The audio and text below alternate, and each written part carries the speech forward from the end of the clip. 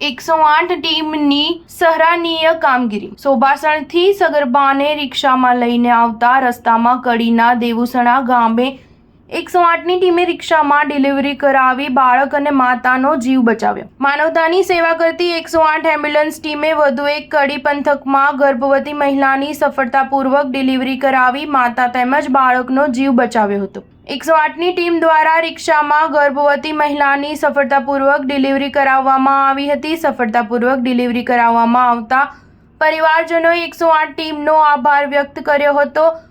દેત્રોજ તાલુકાના સોબાસણ ગામે રહેતા અંજુબેન ઠાકોરને સગર્ભાનો દુખાવો ઉપડતા તેઓના પરિવારજનો તેઓને રિક્ષામાં કડી હોસ્પિટલમાં લઈ આવવા માટે પોતાના ગામેથી નીકળ્યા હતા।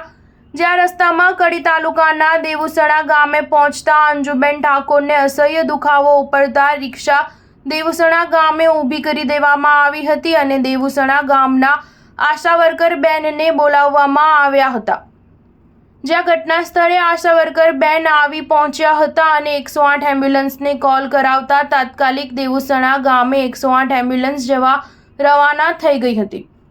બુધવારે મોડી સાંજના સમયે થોડીક જ મિનિટોમાં 108 એમ્બ્યુલન્સ કડી તાલુકાના દેવુસણા ગામે પહોંચી હતી અને રિક્ષામાં ગર્ભવતીનો દુખાવો સહન કરતા અંજુબેન ઠાકોરની ટ્રીટમેન્ટ રિક્ષામાં ચાલુ કરી નાખી હતી।